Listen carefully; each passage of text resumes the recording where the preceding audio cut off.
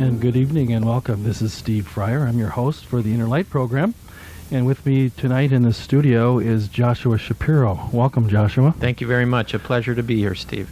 Joshua Shapiro is the co-founder of VJ Enterprises with his wife, Vera. And they're located here in the Chicago area.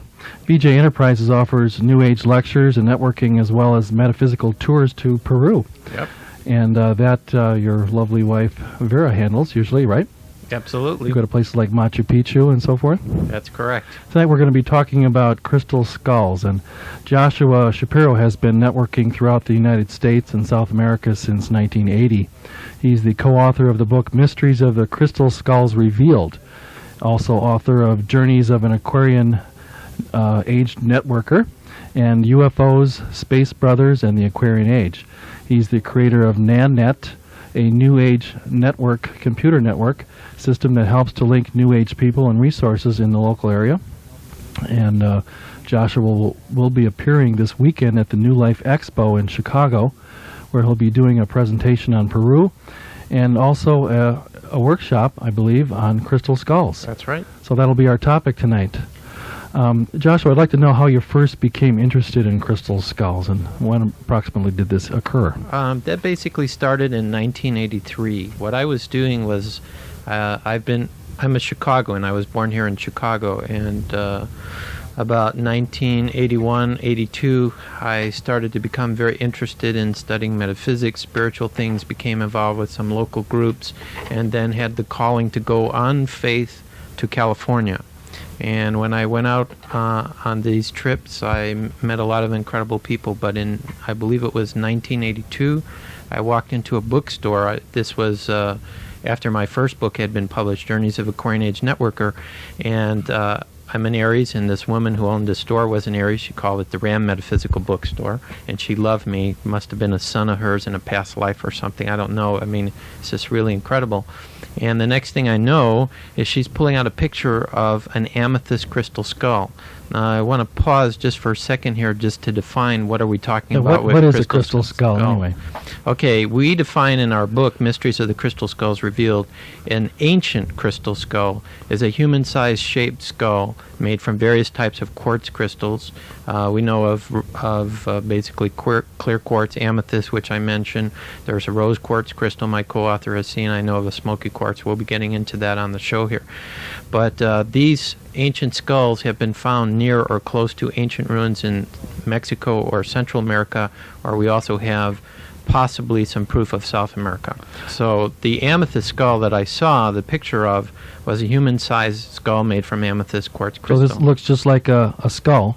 Yeah, it looks like a skull. Made out of crystal. This particular one wasn't as human-like as our skull, but it was, like the Mitchell Hedges skull is very close to how our actual skull looks like. This is a little more, I don't want to say alien, but or primitive. It's very difficult to define with the skulls. How are they deciding what shape and form to make them? But basically, I saw these pictures, and then before I know it, the next thing, the people at the bookstore tell me, hey, this amethyst skull is here in San Jose, California, because that's where I was, in the California area, and if you'd like to come see it, they're going to show it to somebody because they're trying to sell it. So I went there, and that's sort of how my journey began. So this came out of your New Age networking. Absolutely. How many years ago? Over 10 now. Over 10 years. Is that when you wrote your book? 1982 is when the networking book came out. Yeah, I just saw a piece of that book. It's a very amazing book in itself. It mentions many different people all over the country who were some of them founders of the New Age movement. Yeah, it's really surprising after so many years of traveling and meeting different people. I was kind of embarrassed one time. I was talking to somebody, and they're saying, oh, I read this person's book. I said, yeah, I know that person. We talked in California. Oh, I read this person's book. Oh, yeah, I know. I talked with that person, too. So that's why I like networking, is because it gives you that opportunity to really get to know a lot of these incredible people who are on the leading edge for the New Age and the Aquarian Age. Well, let's get back to the crystal skulls. Sure. Do you know how many ancient crystal skulls there are approximately in the world? Well, according to my co-author, Mr. Nasarino, he talks about 15 to 20. In our book, we talk about 8 human-sized skulls. I have heard about or seen another 3 or 4 since our book came out in 1989. So I'm familiar with, about 12 or 13. He says 15 to 20. But a lot of them are probably with owners who are very private, and they probably have some concern. Maybe people might try to take their skulls or Sure. whatever. So that's what I would estimate. But I intuitively feel that there are probably hundreds of such skulls, and it seems like every year another 1 or 2 comes out. So it's a very amazing process of trying to keep up on what's going on with these things. That would seem kind of amazing that these things even exist, considering that they're coming from so-called ancient cultures, and the fact that they look like a human skull. They had to have been carved or made in some way using some technology that would probably be difficult for us to even reproduce Yes, today this with is our it. technology. This is actually what happened. A man named Frank Dorlin, who had the Mitchell Hedges skull for research for 6 years, 1964 to 1970. He lives in California. He brought that skull to Hewlett-Packard in 1970. Hewlett-Packard has one of the most advanced crystal research laboratories in the world, and some of the researchers were quoted in Richard Garvin's book, which talked about this experience, because there were like pictures with the researchers at the lab and so on, and one of the researchers was quoted saying, "This damn thing shouldn't exist," pardon my French, meaning that the belief is that the primitive cultures, the Mayan or the Aztec or Inca or wherever they're being found, they didn't have advanced technologies, lasers and computers to guide lasers to cut these things, and this is the type of technology that some people feel could explain the perfection of some of these skulls. Also, in the case of the Mitchell Hedges skull, they did some kind of tests with polarized light to try to determine how it was made, and they discovered that whoever made that particular skull, and according to my co-author, Mr. Nasarino, some of the other ones that were taken to Hewlett-Packard, it was carved against the natural axis of the crystal, which you talk to a carver, they'll say, well, if we tried to do that, the crystal shatters. So it's like whoever made these skulls had total disregard for the natural axis of the crystal, the substance it's made from, and just made the skull. Some people even suggested possibly that some people in the past, maybe Atlantean, Lemurian, extraterrestrial, with the power of their mind, were able to actually make some of these skulls. It's very, very incredible. Now, in your book, you have a lot of pictures of the various skulls, and I'm looking at them right now. They look like crystal. I mean, like fine crystal that would be made in some of the finest laboratories of today, but of course that's not possible. I have personally seen 2 which we call contemporary skulls. Mm-hmm. Contemporary meaning we know how they were made. And the 2 that I saw were very nicely done, but they did not have any energy to them. With some of the ancient ones, the energy that's with them, and sometimes you don't even need to be a sensitive or psychic to feel it, is very, very powerful. People's lives get changed just by being in the presence of them. These modern ones just didn't have the energy. It was like they were empty compared to the ancient ones. This is very, very interesting. There's a picture of a man holding his hands on a crystal skull. And from what you told me earlier before the show, that quite a few people have spiritual or psychic experiences in the presence of a skull. Yeah. What kind of experiences have you had, or some of your friends had? Well, the first time I saw the Mitchell Hedges skull was in a conference in Dallas, Texas, back in '86, and I remember that I had studied pictures of it. I'm very sensitive to energy, and I felt like by meditating with the pictures, I would know the energy of that skull, and if it was anywhere near me, I would feel it immediately. Well, the first time that I was by the skull, they were having like a party for all the speakers at this conference, and Anna Mitchell Hedges, who's the owner of that skull, was there, and I was trying, to feel the vibes. Is this skull here? Oh, probably not, because it's a party, why would she bring it out? But then my co-author, Miss Bowen, said, well, Joshua, what's wrong with you? The crystal skull's sitting on this table that's like 10 feet away from you. Aren't you going to go over and see it? And it was like it was totally invisible to me. I'm sure that I looked at that table and I saw nothing, and I felt nothing. So one of the first things that the skull did is it showed me that it can make itself invisible to like certain people. Like you could have 5 people looking at it, 3 might not even see it or be aware of it. This indicates to me that it has the power to shift consciousness in its presence.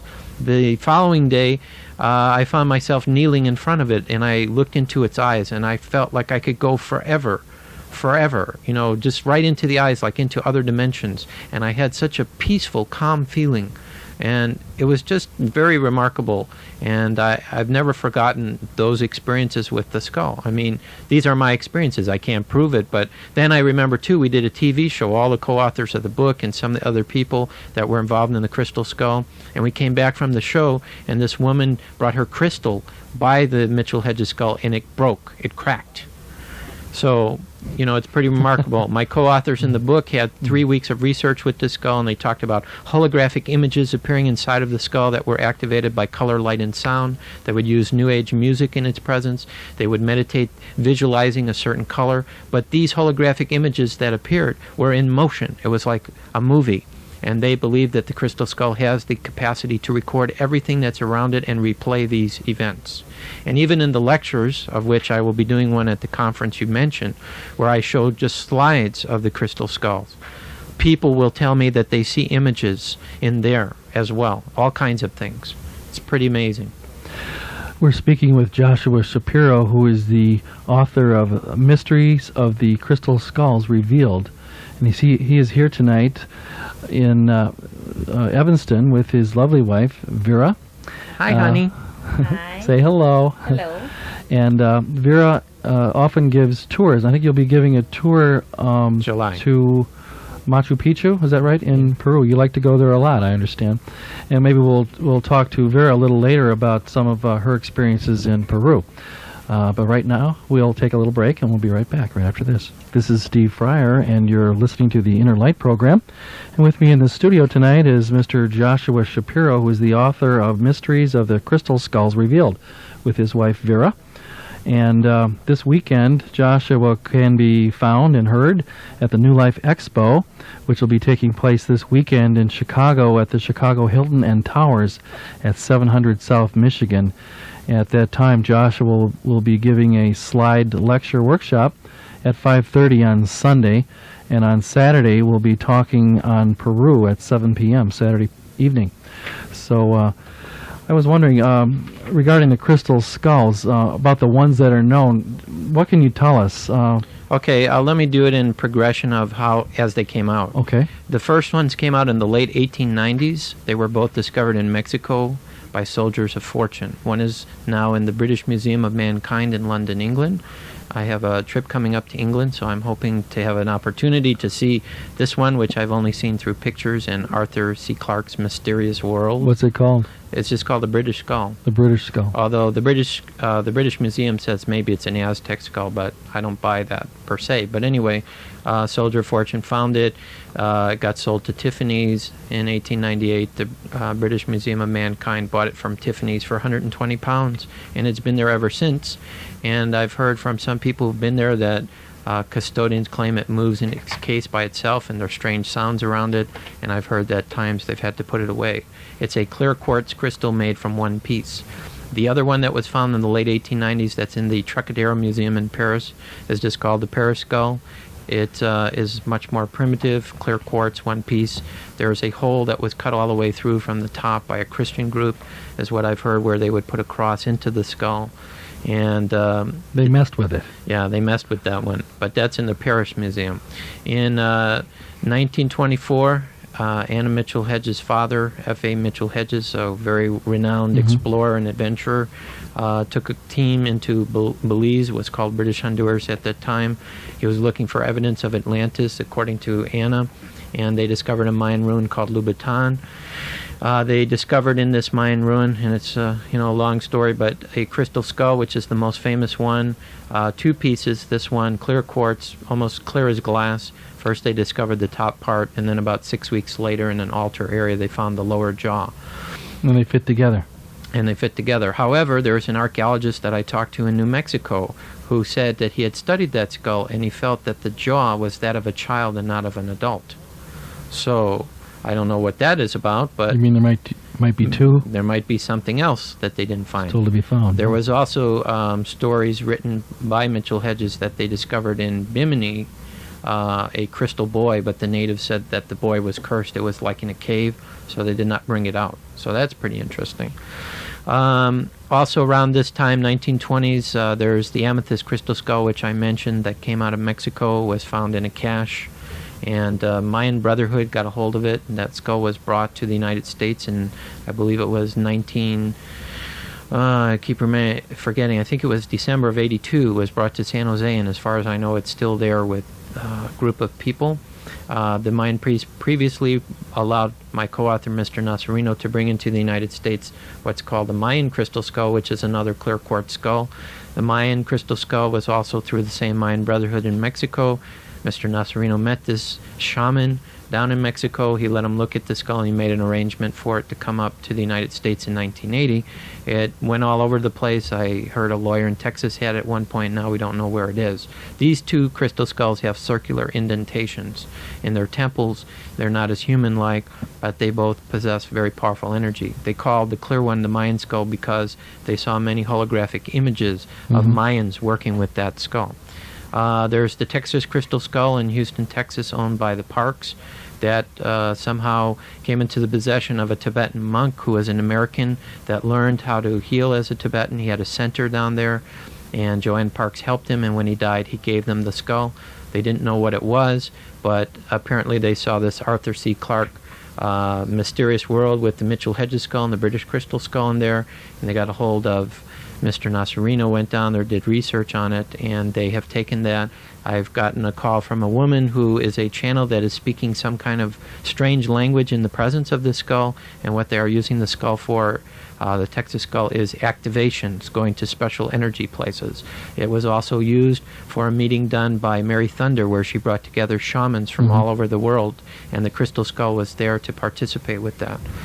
There is another one that I saw in 1991 in Los Angeles that's now in Miami, which is a smoky quartz skull. That one was in our house here in Chicago for 4 days when the owner came to visit us, and the owner calls it ET. It sort of has a pointed head, came out of Belize. A family dug it up in the ground. It wasn't, I guess, near a ruin, but it was in the ground. The same country as the Mitchell Hedges skull. And when she came, the Mitchell Hedges skull was in Indiana at that time in December, so we had an opportunity to bring her there, and the two skulls were together. That was pretty remarkable.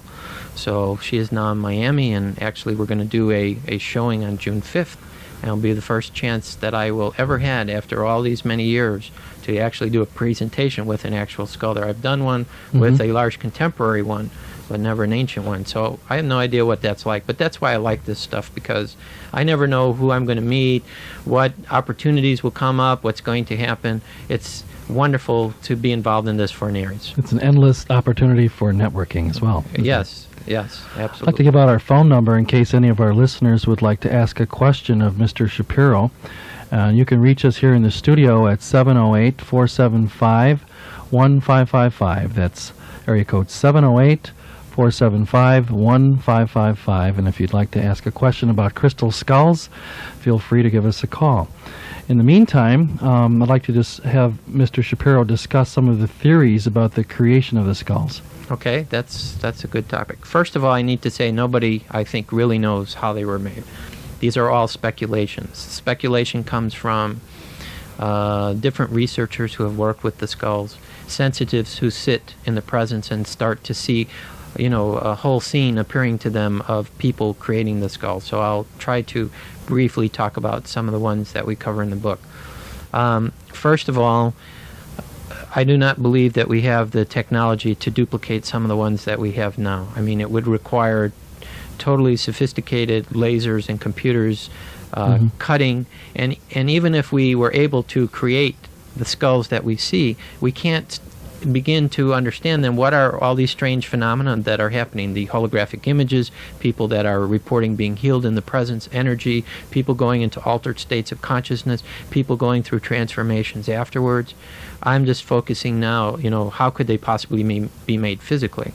The bottom line that we come to in the book is two possibilities: extraterrestrials or more advanced civilization in the past. A lot of people have felt that Atlantis worked with crystals. A lot of people have talked about the Mitchell Hedges skull possibly was connected to Atlantis. Anna Mitchell Hedges has a book called The Skull Speaks, where she has a British medium, Carol Davis, that sat with the skull and talked about that the crystal itself was part of the great crystal of Atlantis, and that there are actually some kind of an intelligence or consciousness of beings that were in Atlantis that left, that some kind of a part of them is still in the skull and can communicate with people through that. My feeling is that probably some of the skulls were done with the power of the mind, a mind that we don't understand right now. Something on the lines of what Sai Baba does, maybe, where he manifests something from nothing. Okay, well, obviously what he's doing is he's using the power of his mind to work on the subtle energy levels and cohese the molecules together and talk to, I don't know how I would phrase it, talk to the spirit that's in all matter, and that spirit comes together and it manifests. Some people in our book, some of the channels said that some of the skulls could have been created by the power of the mind. One person in particular suggested 7 Atlantean priests used a human skull, and they changed the bone into crystal with the power of their mind, that it was a technology brought by the Pleiades. Some other people suggested that the extraterrestrials telepathically communicated with some skilled craftsmen, and magically they were able to carve and create these things. So these are the kinds of theories that we get into, and especially when you compare them to the contemporary skulls. Like, for example, one of the best ones I saw, the carver told me he could not get rid of little tiny chips or scratches with the tools that he was using. The Mitchell Hedges skull has no scratches whatsoever. It's totally smooth. Totally smooth. So it's very puzzling, but the holographic images of extraterrestrial and spacecraft seem to lend a strong connection with the UFOs, possibly maybe even having brought the skulls here as artifacts to help us in our spiritual growth. Joshua, what do you think the purpose of the crystal skulls is? Well, again, speculation, but the bottom line is we think that they are the computers that the ancients used. It seems that the crystal skulls can communicate with people on an intuitive feeling or telepathic level. There can be a sharing of energy in this way, a sharing of knowledge. Sometimes they activate something inside of you. For example, maybe you'll go through a fast cleansing and all of a sudden you'll have great knowledge. I remember when I was with the Mitchell Hedges skull, I linked into some level of consciousness where everything was totally clear to me. It's like all these things we strive for. What's the truth? What is life really about? What is the meaning of life? I was at this point, and it was like it was all very clear to me, and it was all simple. And it would be a place that I would have to meditate for a very long time to get to, and here I was getting to it instantaneously. And now the problem is I cannot go back into that experience, no matter how hard I try. I cannot do it. It's like the skull acts as a catalyst to activate consciousness in people. The other thing that I think that's really special about the skulls right now is here we have this ancient artifact, this mystery, a mystery of the world. It's a physical, tangible object. It sits in front of you. And you ask yourself, how did this get made? There must be more to it than what we're told, than what scientists or archaeologists believe about the history of humanity.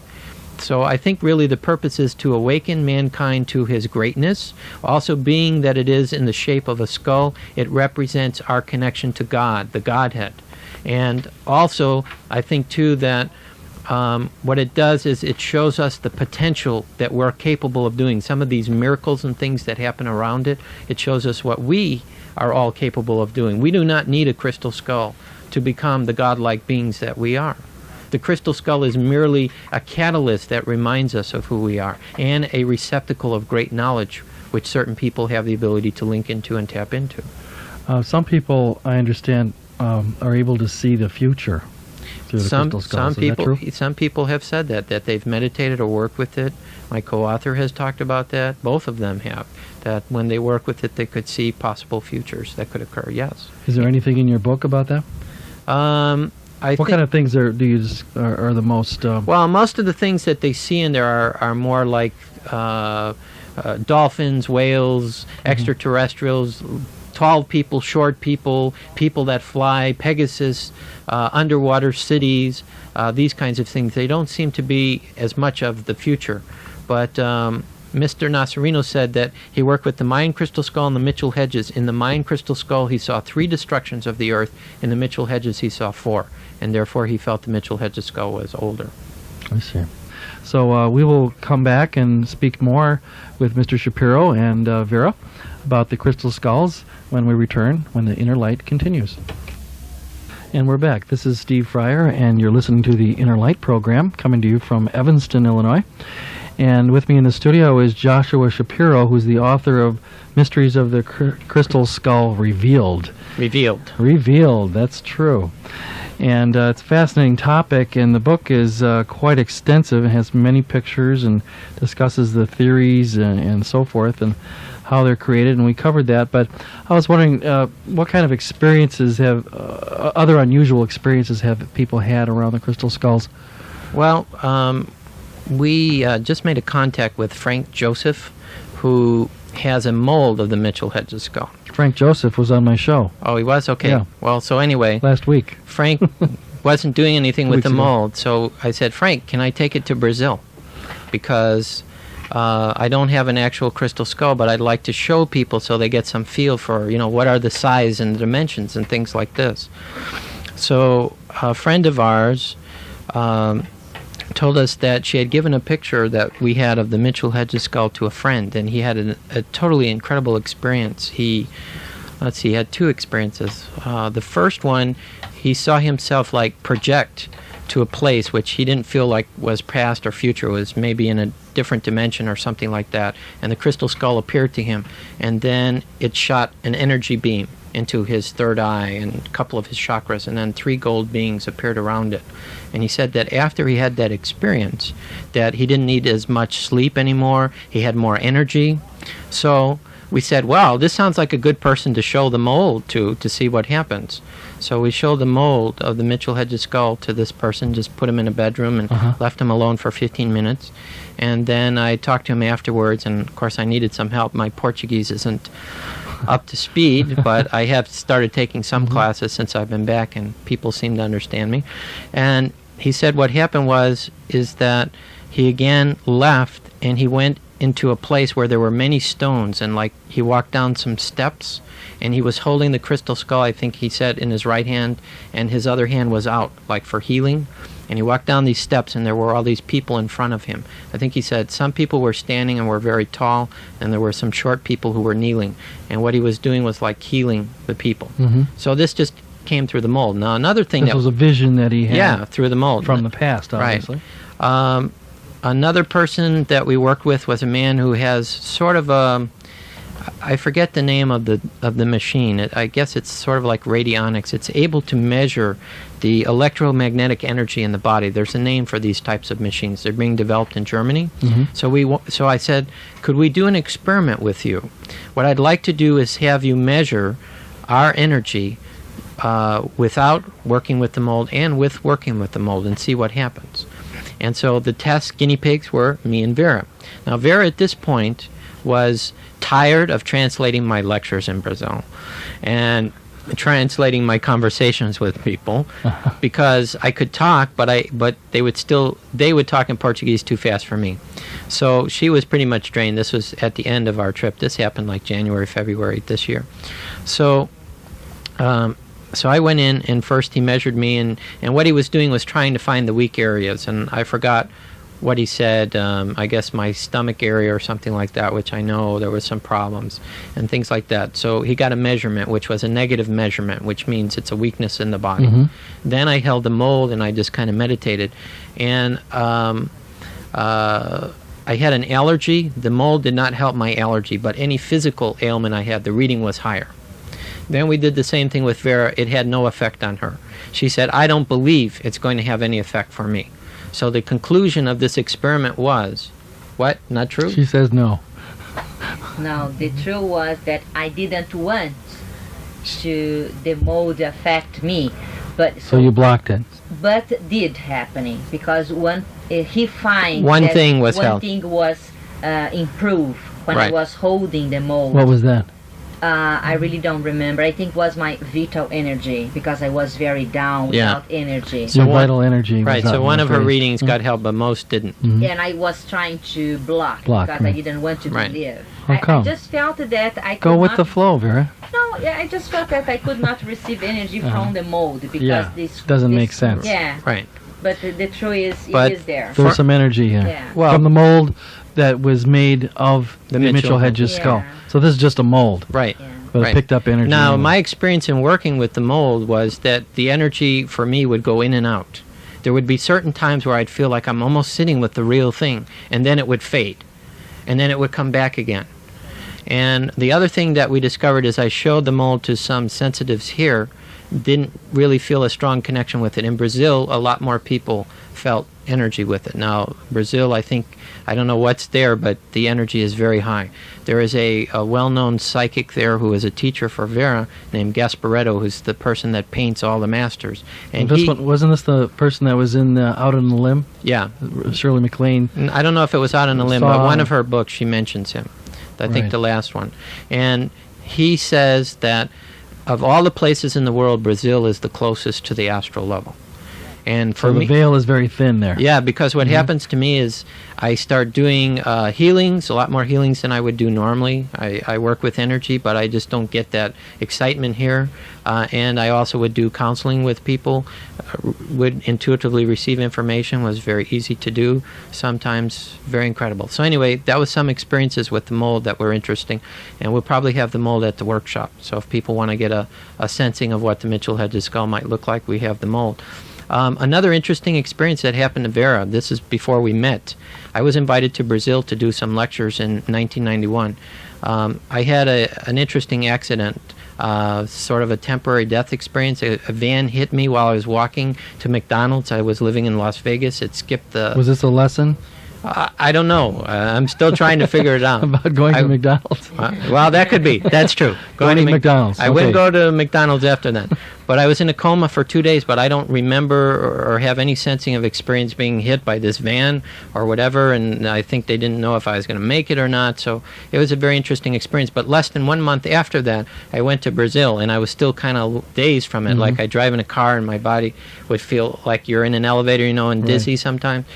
So anyway, I went there to Brazil. I had no idea what was going to happen. I did a talk on UFOs and crystal skulls. When I was doing the talk on crystal skulls, Vera was there. Actually, we submitted our story to Brad Steiger. Brad is writing a book about couples, how they met and things like that. And she was after this lady who organized the conference. When she heard somebody was coming on the crystal skull, she kept asking, is he confirmed? Is he coming? I want to hear it. I want to hear it. So she was really excited about it. So anyway, she's sitting in the audience while I'm speaking.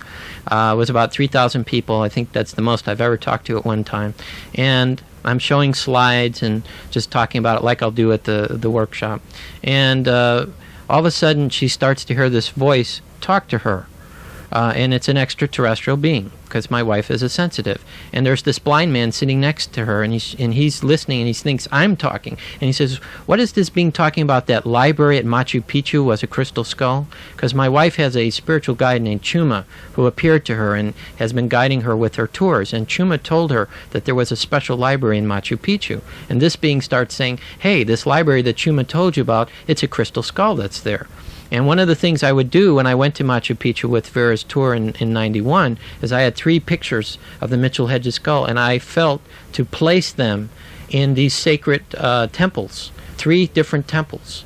And one temple was the temple of the sun, and I did a powerful meditation. It took me a long time to come back from that, and I felt like the pictures were becoming alive there. And then in Intihuatana, it looks like a sundial that's sitting up on this temple. We did another one where we put pictures on this stone, and I felt like there were extraterrestrials that were standing next to us. Yes, I know if the people are listening to probably say this guy Joshua is crazy, but He's out there. I'm out there. This is what I felt. It was pretty powerful. So I think this kind of gives the listeners that that it's unpredictable what happens. Even people that come to our workshops and they're looking at the slides, because the slides have the energies of the skulls, I hear different things. People see images in there I've never seen before. Some people go through a cleansing. In a UFO conference, I was speaking in Phoenix in, I think it was 89, just after our book came out. There were 10 women who smelled this aroma when the amethyst crystal skull came up, and we could never identify what. It smelled like incense or something like that, but we couldn't find the source of it. So I never know what's going to come up, and that's, of course, why I'm intrigued. Smell-o-vision. Yeah, I guess so. Frank Dorland, who I mentioned before, said the same thing, that there were aromas when he had the Mitchell Hedges skull, or he heard tinkling bells, or all kinds of unusual things. What kind of future projects do you have related to crystal skulls, Joshua? Well, I think people keep asking, will there be another book? I'd like to do another book if that's possible. What kind of things could you cover? Well, what I'd like to do in the next book is I'd like to get more scientists and archaeologists involved, not just psychic researchers or sensitives. I'd like to try to ground it out a little bit more. Of course, you mentioned NANet, which is the New Age computerized system. I have an opportunity possibly to set that up in England. We've been trying to do it here in Chicago. There's a place in Texas I just heard from, so I think that that's going to be a major project. What else do we have? I want to go back to South America. I have a movie I'd like to do on the crystal skulls. I have some friends in South America that like to write some books on UFOs in Peru. So, I need to be challenged. That's the bottom line. What in your opinion, is the UFO connection? With the skulls? Yeah, is there anything you haven't mentioned on UFO connection? Well, I think the bottom line there is that either there are counterpart skulls that are sitting aboard spacecraft. I hear that from quite a few people. I actually had a vision of that when I was in Brazil recently working with the mold. With a certain person, I could see people working with crystal skulls on spacecraft. They brought them here as a tool, as I mentioned before. Possibly certain skulls have certain extraterrestrial races they're connected to. One of the channels in our book said that there are people that live in the inner earth that brought a crystal skull and crystal body with them that has their genetic coding, and that they release these skulls for people to use on the planet. There's just most sensitives, when they work with them, sense that the extraterrestrials are there. Of course, I feel they're also a communication device. I remember when I was with the Mitchell Hedges skull, I looked into it and I knew that somebody's watching through it, and I said, please, I'd like a truly conscious UFO experience at some time. That hasn't quite happened, but there's been interesting things that have happened along the way that maybe it will one day. And of course, they're in the skull itself, like we have a photograph in the book. There's a UFO that appears inside of the crystal skull. So maybe the crystal skulls are recording proof or evidence that the UFOs do exist, although it's my personal opinion with all the information and all the books and everything that's coming out, is I don't think that people are really questioning that so much now, whether they are or they aren't. Now they're starting to think about, why are they here? What's their purpose? And I think the skulls may have some answers for that too, as we do more research. I intuitively feel there must be some correlation with the human skull, because I'm a trained radio engineer, and part of the science of radio frequencies and so forth, you can get into things they call cavities, and you can tune a cavity to be receptive of certain frequencies. And of course, the human skull is just that. It's a very wonderful cavity, and I'm sure the frequency can be adjusted by the lowering of the jaw.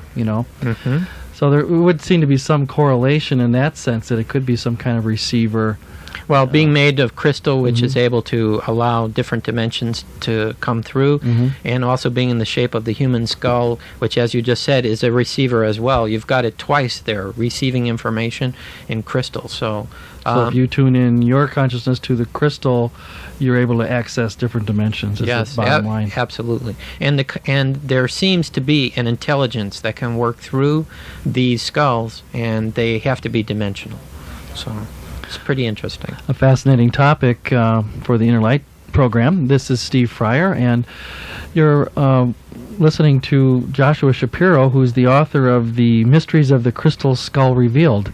And we'll be right back right after this. And we're back. This is Steve Fryer, and you're listening to the Inner Light program. And with me in the studio is Joshua and Vera Shapiro, who are the founders of VJ Enterprises, and VJ Enterprises is offering New Age lectures this weekend with Joshua at the New Life Expo. He'll be talking about the crystal skulls, and that'll be at 5:30 on Saturday at the Sunday. Chicago Hilton. Sunday, that's right, at the Chicago Hilton and Towers at 700 South Michigan.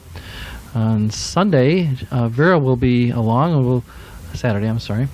We're talking about Peru, and Vera, why don't you tell us a little bit about Peru? How did you first become interested in giving tours to Peru? I know you're from Brazil, and you're married to Joshua, and maybe this is a story, but tell us how you became interested in Machu Picchu.